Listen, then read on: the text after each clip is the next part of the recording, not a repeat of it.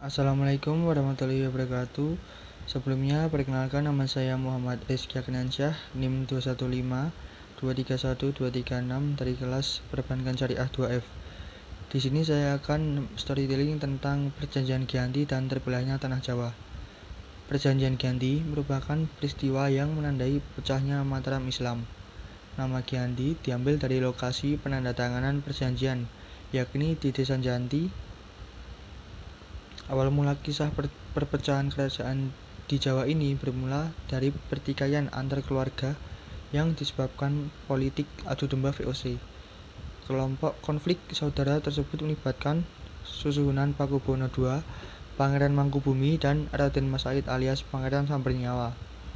Berdasarkan silsilahnya, Pakubuwono II dan Mangkubumi adalah kakak beradik yang merupakan sama-sama putra Amangkurat IV, sedangkan Raden Mas Said merupakan salah satu cucu Amangkurat IV, atau lebih tepatnya ialah keponakan dari Pakubuwono II dan Pangeran Mangkubumi.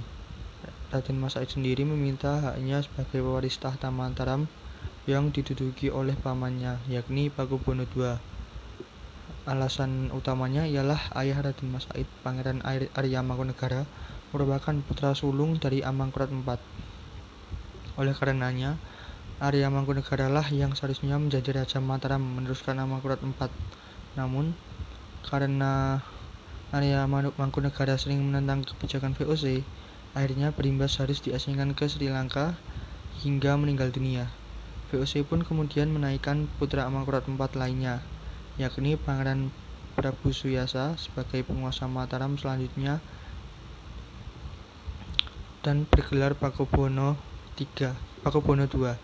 Pada 4 November 1754, Pakubuwono III menyatakan persetujuannya terhadap hasil perundingan Gubernur Jawa Utara dengan Mangkubumi tersebut. Surat pernyataan itu disampaikan oleh Pakubuwono III kepada Gubernur Jenderal VOC Jacob Mosel. Kesepakatan ini mendorong terjadinya sebuah perjanjian besar yang ditandatangani di Desa Giyanti beberapa meter sebelah timur kota Surakarta. Penandatanganan perjanjian Giyanti ini menjadi pangkal dari terbelahnya tanah Jawa menjadi dua bagian, atau dikenal dengan istilah nagari, palihan nagari. Hal ini menjadi awal naiknya tahta Mangkubumi di Yogyakarta sebagai Sri Sultan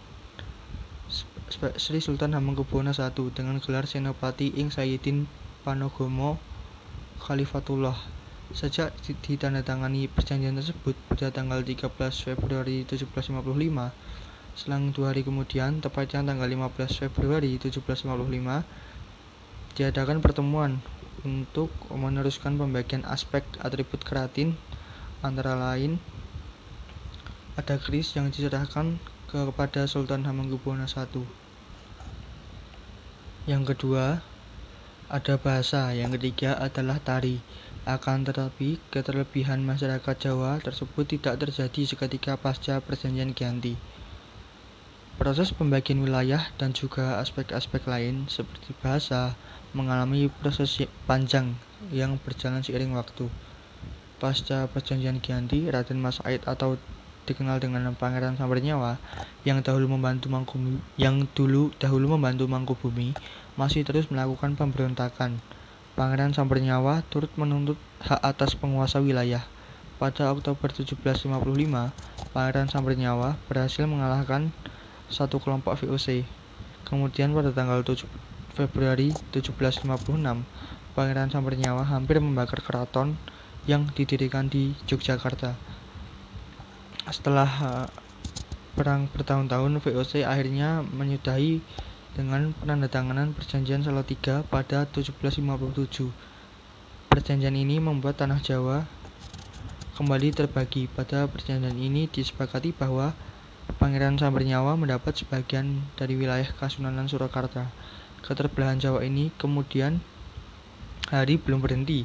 Pada 1813, di masa Jenderal Thomas Stamford Raffles, Kesultanan Yogyakarta juga terbelah dengan lahirnya Paku Alaman. Dengan demikian, tanah Jawa memiliki 4 wilayah pemerintahan.